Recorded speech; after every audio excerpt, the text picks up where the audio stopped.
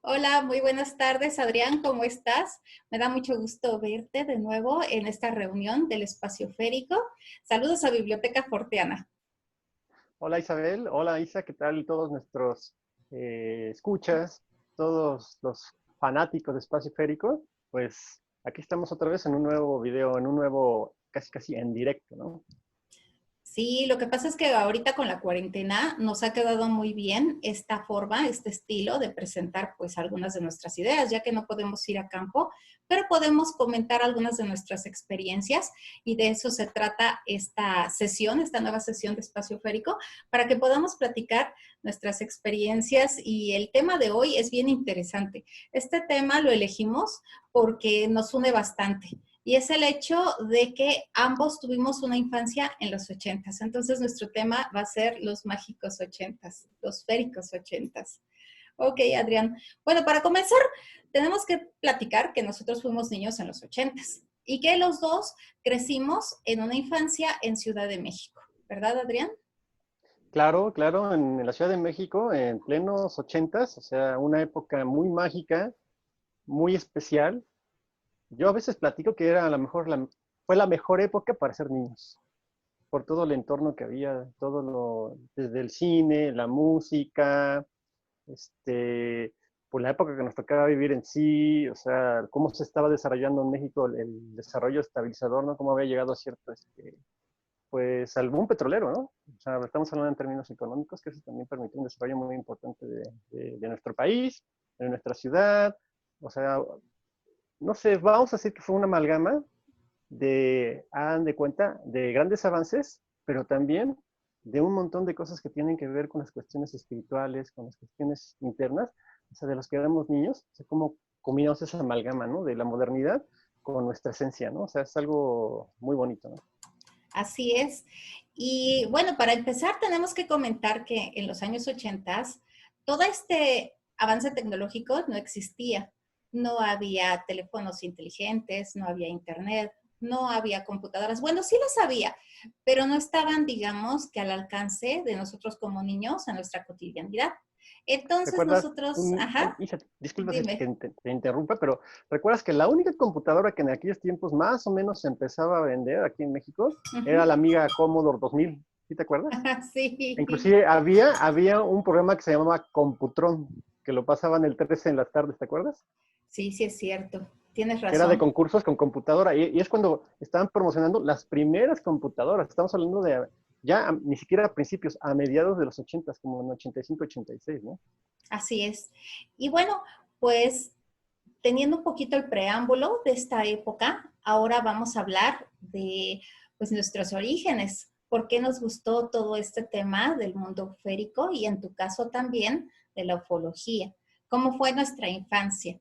Entonces, no sé si quieras comenzar platicándonos de tu infancia en los 80, Adrián. Pues es que, como les platicaba ya hace unos instantes, sí hubo como una especie de mezcla, una especie de una amalgama de cuestiones mágicas con cuestiones ya del mundo moderno. O sea, nosotros exactamente, hagan de cuenta que nos tocó vivir ese inter, ¿no? Ese pasar de una época prácticamente la de nuestros abuelitos, la de nuestros papás, así que se vivía un mundo todavía, vamos a decir, eh, pues, a nuestro punto de vista medio arcaico, ¿no? O sea, con muchas tradiciones todavía muy arraigadas, pero ya nos tocaba también esta cuestión de la modernidad, ¿no? Ya empezaban los videojuegos, ya empezaban las películas, o sea, películas, vamos a decir, directamente relacionadas con las cuestiones del mundo mágico, del mundo férico, del mundo de las hadas. O sea, aquí vamos a mencionar, por ejemplo, a la historia sin fin, vamos a hablar del laberinto, vamos a hablar a algunas películas de Walt Disney, ¿no? Inclusive las guerras de las galaxias. Las guerras de las galaxias que yo creo que fue un punto de inflexión muy importante para nuestra generación, que Sí, prácticamente fijó los valores, fijó cierta inclusive moral, ¿no? De heroica, de compañerismo, de defender el lado, el lado luminoso. defender a los buenos, estar en contra del lado oscuro. Eso fue clave para nosotros de niños. O sea, Toda esa es como, espiritualidad, ¿verdad? Que se claro, promovía a claro. partir de las películas de Star Wars, la Guerra de las Sí, Galaxias. sí, es que a lo mejor ahorita para las nuevas generaciones les suena un poco muy extraño, ¿no? Ujú. Pero para los que éramos niños en aquel tiempo, ver una película de las Guerras de las Galaxias era una experiencia religiosa, espiritual. Sí. Claro, o sea, era una cosa, o sea, nosotros, por ejemplo, tenemos todavía intacto nuestra capacidad de asombro. Ujú. Entonces, ver los efectos, ver toda esa parafernalia de que empezó con las Guerras de las Galaxias en el cine para, vamos a hacerlas más realistas, ¿no? Pero sobre todo la historia, ¿no? La historia y los valores que estaban en juego, que tenían que ver mucho con el mundo esotérico, con el mundo mágico, ¿no? Con este mundo trascendente también, pues prácticamente nos bombardeó y nos cambió absoluta y totalmente nuestro punto de vista de lo que era la vida, que era ¿Cuáles? como, Ajá, te escucho, perdón. ¿no? ¿Cuáles eran tus películas favoritas de niño en este contexto mágico? Por ejemplo, a mí la primera de las Guerras de las Galaxias, la que ahorita se conoce como el episodio 4, yo ya no la vi en el cine, yo ya la vi en video. A mí ya me Ujú. tocó ver en cine El Imperio Contraataca, El Regreso del Jedi. Por ejemplo, cuando fuimos a ver El Regreso del Jedi, o sea, fue algo increíble, fue para mi generación, yo la vi 3 veces en el cine. ¿En serio? ¿Tres veces? Yo fui una vez a verla y me encantó. Es que como niño te impactaba pues, los efectos especiales de esa época y la historia, que a fin de cuentas es muy representativa del camino del héroe, porque, Y ajá, esta historia pues habla del desarrollo que tiene el héroe desde su origen hasta cómo se va transformando, cómo va trascendiendo y la forma en que va desarrollándose como precisamente eso, como un héroe que libera a toda la galaxia, ¿no? Entonces, ese tipo de cuestiones cuando éramos niños, pues eran los valores de la época que nos instauraron, nos promovían y que nos gustaban, porque realmente sí nos fascinaban a todos los que ahora somos conocidos como la generación X, ¿no? Porque somos generación X, Adrián pero, y yo. pero, Ok. pero fíjate cómo están tan importantes esos símbolos, ¿no? El Uh -huh. caballero negro, el héroe que no sabe que inclusive tiene un nacimiento virginal, el héroe que no sabe cuál es su origen, pero que él intuye que está hecho para una gran misión, cómo hay este camino de iniciación, ¿no? Digo, la princesa, el caballero negro, sus escuderos, ¿no? Si Arturito te y das cuenta, Citripio.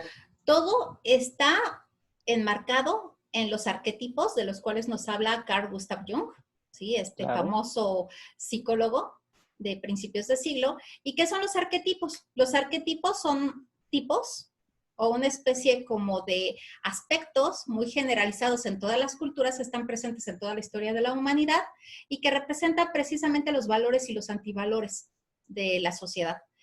Por ejemplo, el héroe es un arquetipo. Todas las culturas y en todas las historias, todas las civilizaciones entienden que es un héroe. También todos los valores referentes a las princesas, todos los valores referentes, incluso la espada, ¿no? El famoso sable de luz, bueno, está presente en todas las culturas como esta arma tan noble, ¿no? Que es la espada, presente Y, tanto desde y, la cultura y nos japonesa, lleva mexica, en todas, europeas. Ajá, ¿te y nos escucho? lleva, perdón, Isa, nos lleva Sí. también a estas espadas mágicas, ¿no? Como Excalibur, Uh -huh. Durandarte, ¿no? Que tienen poderes mágicos, ¿no? Por eso son sables de luz, ¿no? Así Porque es. emana esa magia de ellos, ¿no? Entonces, es muy importante la Guerra de las Galaxias porque fue nuestro punto de partida del contacto con ciertos ideales que uno podría considerar que eran como medievales, Sí. cosa que Pero no tenían también nuestros papás. fíjate que también, o sea, por un lado medievales en cuanto a los valores, en cuanto a la historia, porque eran arquetípicos, pero también Ajá. tocaba el desarrollo tecnológico que era tan importante en la época, que era esperanzador para nosotros, y por otro lado también todo el aspecto que tiene que ver con la existencia de vida extraterrestre, de vida en otras dimensiones, de que la galaxia es mucho más que nuestro planeta. En ese momento todos estábamos conscientes de que allá afuera en las estrellas había mucho más que lo que conocíamos en este nuestro mundo, ¿no? Entonces nosotros como niños pues se nos hacía fascinante. Sí. Aquí vamos a entrar más de lleno a las cuestiones, vamos a decir, féricas, Uh misteriosas, -huh. ¿no? Que, o sea, vamos a ver, estábamos platicando de un cierto contexto en el que vivíamos. Claro. Para las nuevas generaciones, lo que les tratamos es una cuestión como didáctica, de transmitirles ese entorno en el que vivíamos, de magia, Ujú. ¿no? Que inclusive yo recuerdo, aquí ya podemos platicar algunas experiencias, algunas cositas que nos llegaron a pasar, ¿no? Como desde chiquitos, precisamente por tener esa apertura hacia lo mágico, hacia lo trascendente, pues yo creo que teníamos muy desarrollados, más que otras generaciones anteriores y posteriores, pues la segunda vista, vamos a decir, ¿no? Podríamos llamarla así, ¿no, Isita? Pero vamos a comentar un poquito más de las películas Ah, como bueno. para crear este Ajá. preámbulo, ¿no? Por ejemplo, a mí me gustaban mucho como películas, creo que entre mis favoritas, La historia sin fin, que es una película que también se enmarca en cuestiones arquetípicas y en el camino del héroe. Un niño que encuentra un libro mágico, al abrirlo va leyendo una historia y la historia se va conformando conforme él va leyendo el libro y es una historia en un mundo mágico, ¿no? En donde vemos a otro niño que se convierte en este héroe y ese camino del héroe es todo un proceso de trascendencia, un viaje a través del cual este chiquito va desarrollando habilidades, acrecentando sus habilidades, pero sobre todo sus valores, ¿no? La historia sin fin también cuenta con seres mágicos, con un dragón en forma de perro, que a todos los niños nos gustaba mucho.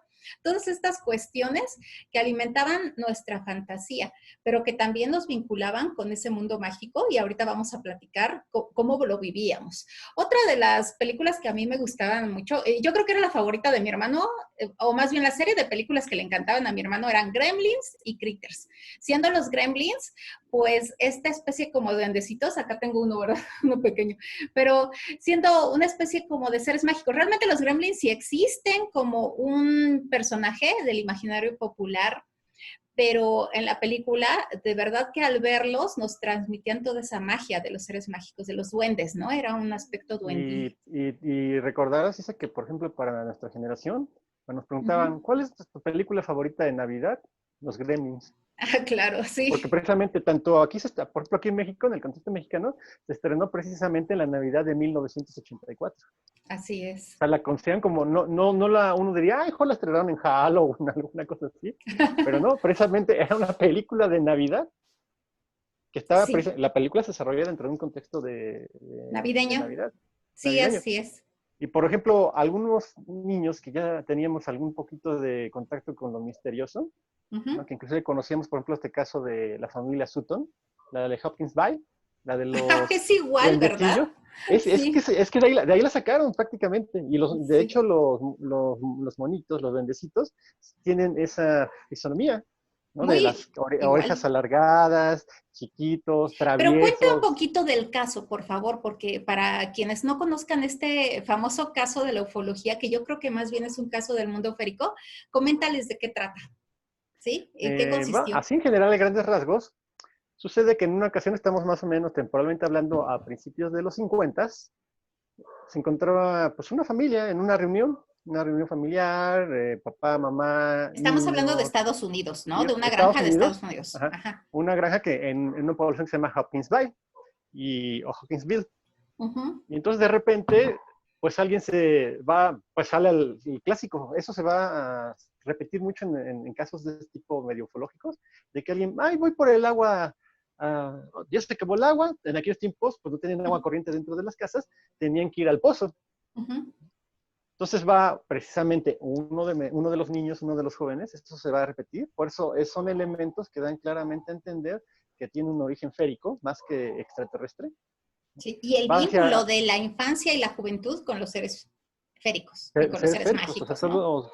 Sí, Y también en el contexto, vamos a decir, de la parapsicología, pues también es importantísimo, ¿no? La cuestión de los niños y los jóvenes, que son, claro. algunos dirían, que son los que desencadenan los fenómenos psíquicos.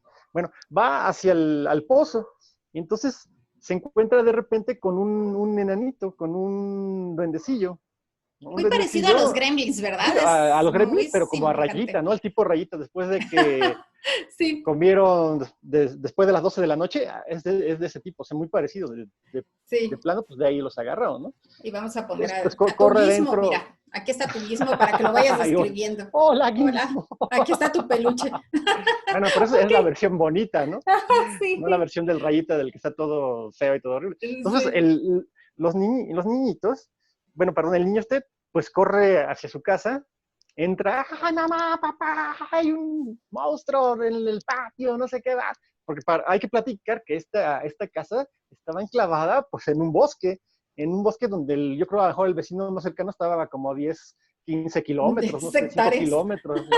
Sí. Entonces, pues hay que pedirle ayuda. Entonces, ellos se refugiaron dentro de la casa y claro, en aquellos tiempos todavía la gente estaba armada. Bueno, todavía sí estaba armada, ¿no? Pero tenían escopetas a la mano. Rifles. Ujú, ¿Sí? Entonces salieron los papás y les empezaron a tirar a los moritos, porque no solamente salió uno, empezaron a salir varios duendecillos. Aquí yo lo voy a manejar ujú. como duendecillos. Varios gremlins, vamos a decirles, ¿no? Y Sí. empezaron a tirar. Y curiosamente, cuando impactaban, cuando los proyectiles impactaban a estos seres, se caían y de repente se volvían a levantar. Se caían y los volvían a levantar. Entonces, pues ya se encerraron en la casa.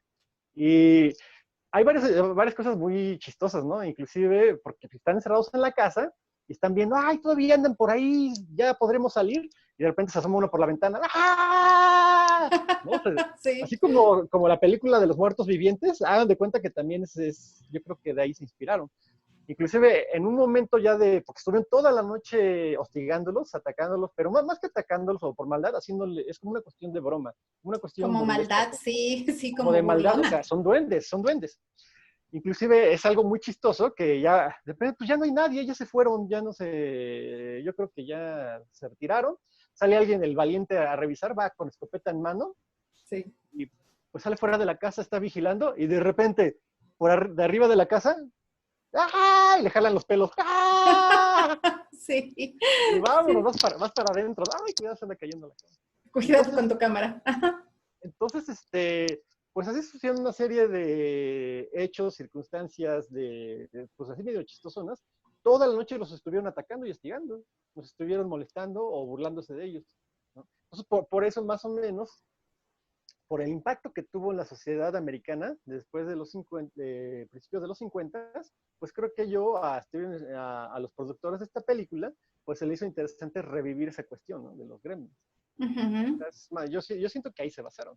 Aunque los Sí. gremlins, o sea, realmente los gremlins como tales, se supone que son unos duendecillos que durante la Segunda Guerra Mundial descomponían los aviones de los americanos, Ujú.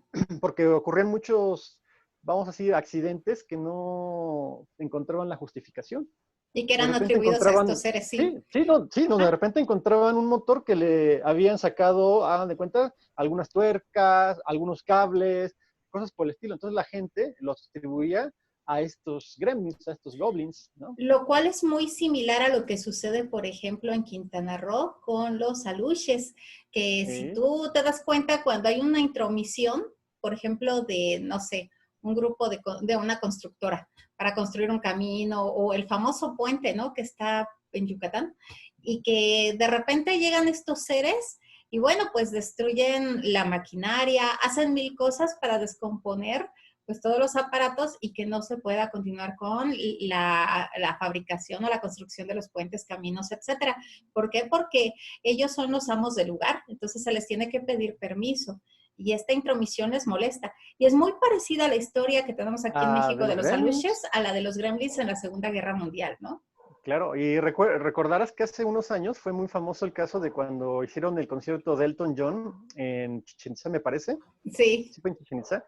El escenario se les cayó, me parece, 3 veces. Uh-huh. Estaban montando y inexplicablemente se le caían Y aquí como le comento a mis amigos, nada más como a los amigos de Espacio Férico, que a mí sí me ha tocado esa cuestión de cómo desarman sobre todo yo creo les llama mucho la atención las Uh-huh. tuercas. ¿No te recuerdas que hace poco que estaba yo armando Uh-huh. un mueble que Uh-huh. precisamente de metal, que es como una especie de mecano, que tiene torquitas y demás, que a mi hermana y a mí se nos hizo muy extraño precisamente que cuando nos descuidábamos, en como 3 ocasiones, le sacaron las tuerquitas. Uh-huh. De repente, o sea, ya lo pusimos, ya armamos esta parte.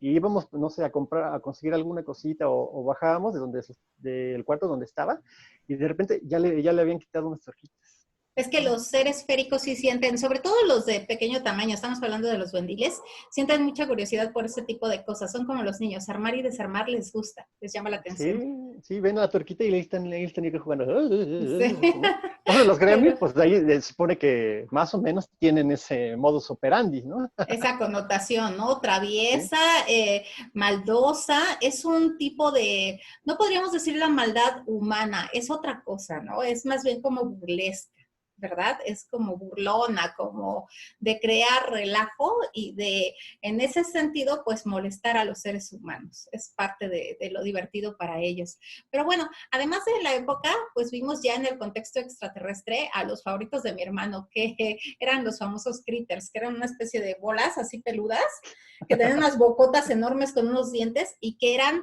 terriblemente maldosos, ¿no? Eran un tipo de extraterrestre que más bien parecían parasitarios y que les encantaba hacer de las suyas, comerse a la gente, porque eran Pues unas también a los duendecillos, ¿no, películas, Isa? sí, eran unas películas muy sanguinarias, pero de un humor negro muy gracioso. Y lo gracioso es que realmente pertenecían al género, yo diría que eran hasta gore, pero los niños pequeños las veíamos y era una cosa muy rara, ¿no? Porque nos causaban entre impacto, risa, pero nos divertían el estar viendo la sangre y cómo se comían a la gente, ¿no? Estas criaturitas que tenían su lado también como simpático. ¿Qué pasó, Adrián? Dime. Isa, por ejemplo, bueno, aquí también hay que platicarles a nuestros amigos que son más Uh-huh. jóvenes, que a lo mejor yo siento que de los 90 para acá ha habido una Sí, cierta sobreprotección hacia los niños. sí.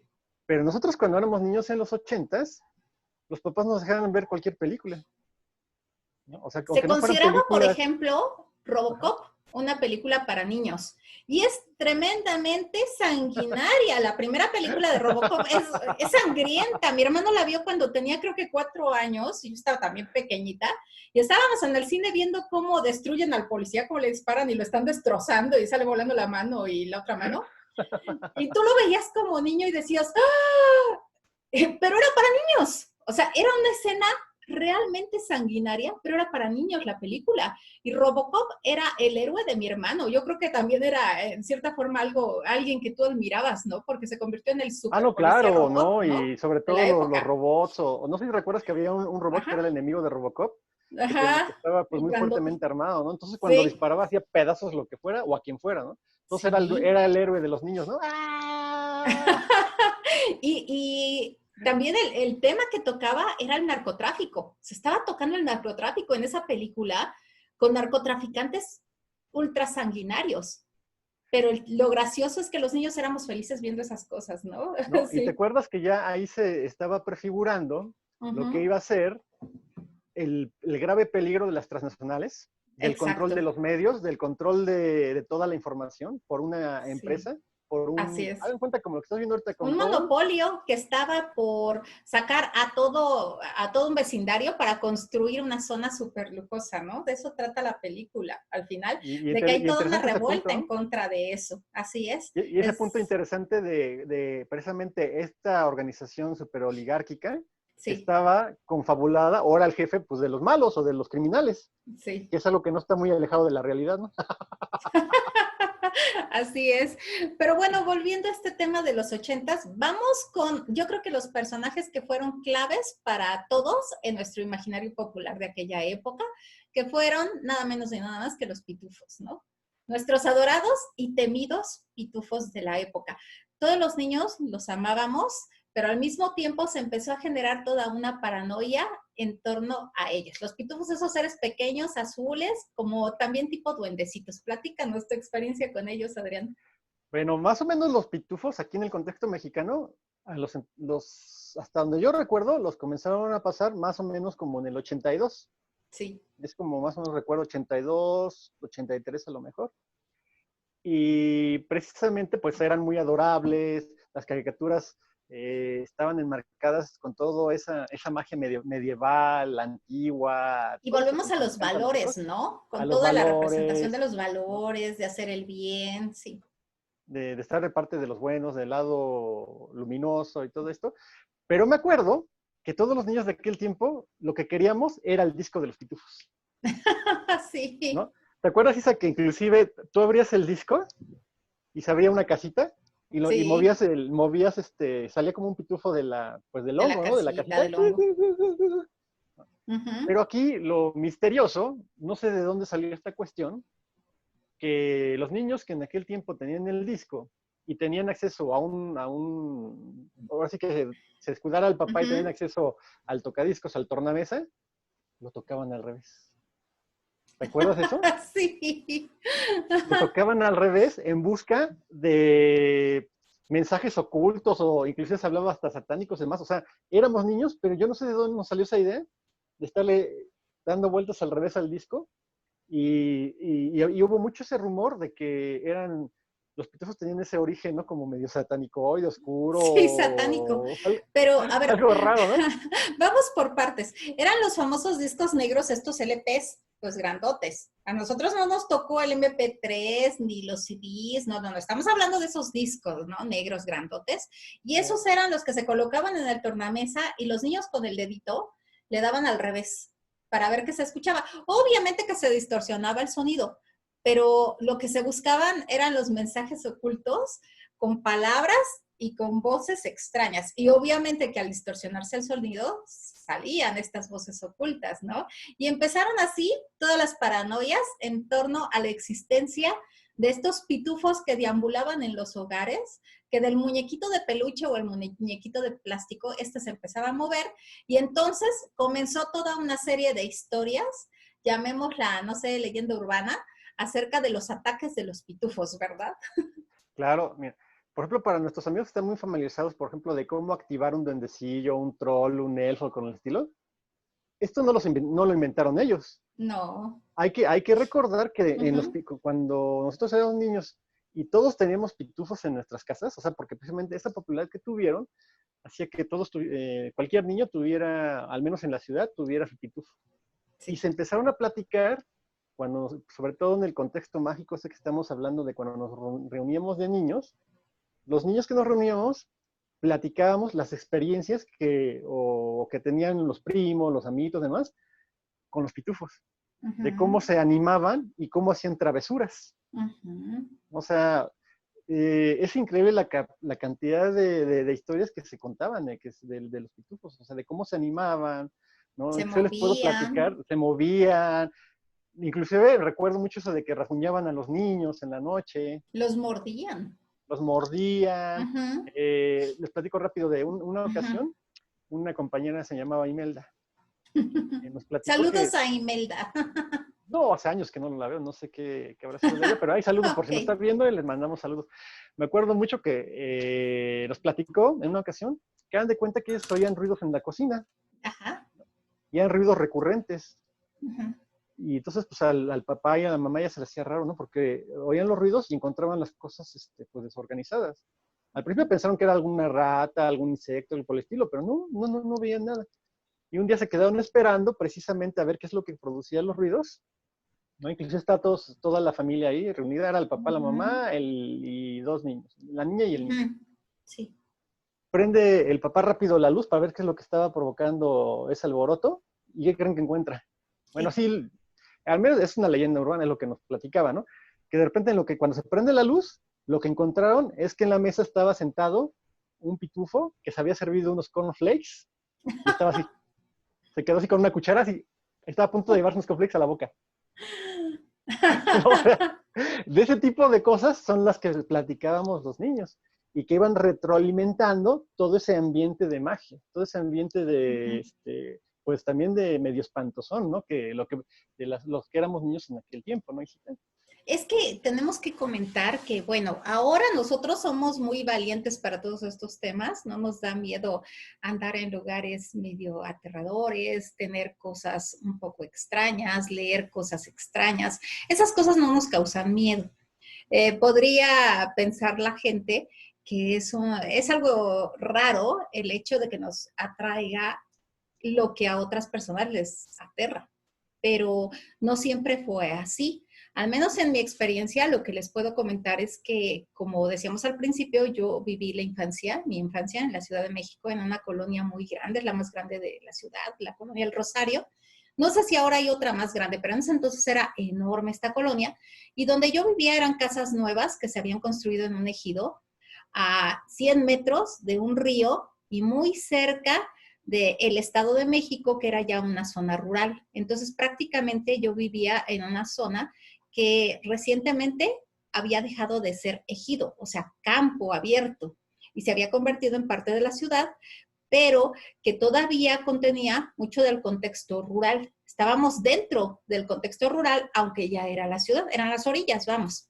Y ahí yo crecí siendo niña, en casas en donde era una colonia. Cuando nosotros llegamos a esta colonia, era enorme, pero solamente en mi cuadra era la única lucecita, la de mi casa. Entonces, no había teléfono, no había internet, no había la conectividad que hay ahora, no llegaba el metro hasta allá, lo que había eran camiones, sí, autobuses que nos quedaban lejos, teníamos que caminar para tomarlos y que nos llevaran ya hacia el centro donde vivían mis abuelos. Pero en ese contexto se construye la primaria donde yo estudié, el kinder donde estaba estudiando mi hermano, y es muy gracioso porque como que en toda la ciudad siempre se hablaba de que todas las escuelas estaban construidas sobre panteones, ¿no? Era la Siempre leyenda que estaban todos los niños embrujadas, siempre estaban embrujadas y estaban siempre habían encantadas. estado construidas sobre los panteones. Pero lo que sí es una realidad es que en aquel momento en que casi no había teléfonos domiciliarios, no había mucho menos móviles, no había internet, es decir, estábamos incomunicados comparados con lo que hay ahorita, pues lo que sí había era un montón de historias sobre cuestiones mágicas. Entonces, como niños, pues nosotros vivíamos este mix entre la atracción por lo mágico, pero también el terror por lo mágico. Yo era muy miedosa, yo le tenía muchísimo miedo a la oscuridad, yo le tenía mucho miedo a estar sola en la casa. No podía estar sola por todas estas historias, por todo esto que había, y además por los testimonios, y pues fuimos testigos de muchas cosas raras que había en aquella época. Tal vez el hecho de que no había tanta luz eléctrica, tal vez el hecho de que no había internet, pues nos hizo darnos cuenta de que ahí alrededor habían cosas realmente. Y entre ellas, bueno, pues vamos a comentar de todo eso, pero primero empecemos por estos temores infantiles. Yo cuando era pequeña, yo recuerdo con mucha claridad la presencia de amigos imaginarios, por ejemplo. O sea, yo vivía con amigos imaginarios, estoy hablando de cuando tenía 3, 4 años, 2 años, y yo recuerdo muy claramente que yo veía a estos amigos imaginarios y jugaba con ellos y estaba con ellos. Un día desaparecieron cuando yo tenía como 7 años, ¿sí? Se fueron, no los volví a ver más. Pero hasta mis 7 años yo estaba todo el tiempo con ellos, entonces mi mamá pensaba que yo era una niña como loquita y solitaria, porque pues hablaba sola, mi mamá me veía hablando sola, pero no estaba hablando sola, estaba hablando con ellos, ¿sí? Y bueno, pues también sería interesante tratar el tema de los amigos imaginarios después, porque, bueno, ahora que tengo mi sobrino, tú sabes de qué sobrino estamos hablando, Adrián, porque te llevas muy bien con él, pero él también, ahorita que cumplió 7 años, han desaparecido esos amigos imaginarios. Es como si algo en el cerebro se desconectara a los 7 años, y con él se muere nuestra primera etapa del animismo, esta etapa en que creemos que todo tiene vida y que es parte del desarrollo infantil. Pero mi sobrino vivió la etapa de los amigos imaginarios y yo también. Afortunadamente a mí mis amigos imaginarios me tocaron muy buena onda, muy buenos acompañantes, porque hay niños que sufren la presencia de los amigos imaginarios porque los molestan. Y O tal los vez espantan, Isa. los espantan. Y tal vez no se trate de amigos tan imaginarios como se suele decir en la psicología infantil, ¿no? Tal vez se trate de otra cosa, porque al menos yo lo que puedo decir es que yo sí veía estas presencias, estos seres. Yo sí, eran 3 los que yo veía.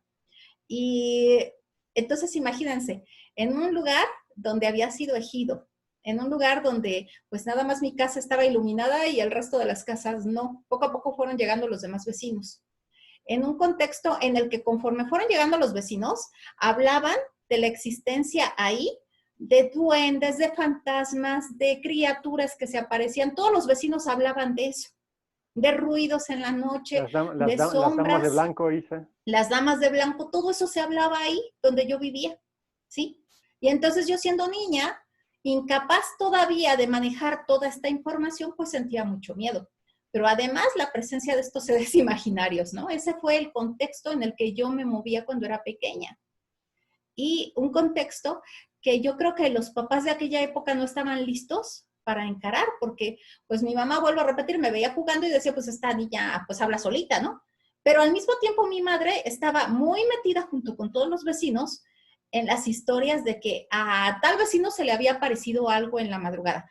A otro vecino, pues se le aparecía algo en su casa. Otro vecino hablaba de que se oían ruidos. Otro vecino hablaba de que había duendes en su jardín.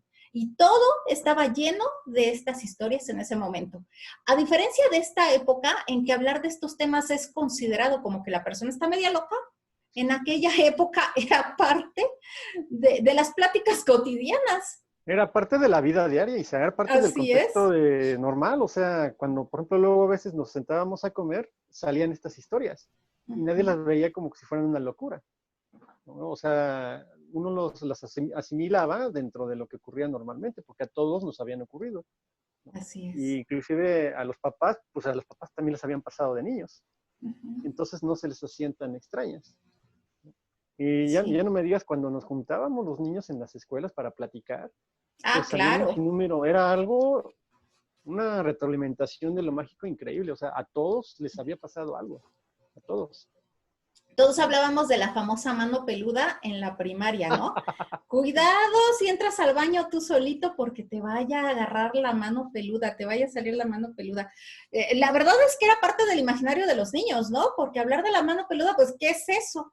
Pero todos hablaban de que en los baños habitaba esta famosa mano peluda que pescaba, que agarraba a los niños, ¿no? Bueno, Entre otros seres. si investigamos, ¿cuántos Ajá. todavía pueden seguir afirmando que Uh-huh. los agarró la mano peluda?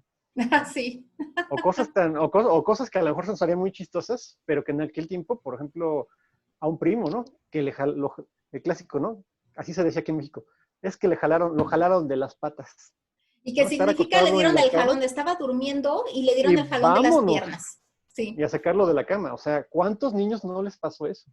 pero los niños hablan de eso, ¿no? Le jalaron las patas, es como se dice en Es México. como se dice aquí en México, ¿no? Le Uh jalaron las -huh. patas. Sí, pero es parte de todo este contexto mágico que si se ha venido perdiendo, yo creo que se ha transformado, pero esto lo vamos a dejar para el siguiente corte, cuando hablemos un poquito de cómo estas entidades, todos estos imaginarios, seres del imaginario popular, se niegan a dejar de existir. Y es que forman parte de la historia de la humanidad, siempre estuvieron presentes. Y en este contexto de la sociedad de la información y la tecnología, pues ellos han tomado otros rostros. Pero bueno, vamos a hablar más adelante porque ahorita estamos hablando de los mágicos ochentas. Adrián, te propongo un corte y regresamos. Bueno, ¿Qué te parece? ¿Está bien? perfecto. Estoy de Ok. acuerdo. Muchísimas gracias. Vamos a continuar en la segunda parte de este interesante tema sobre los mágicos ochentas.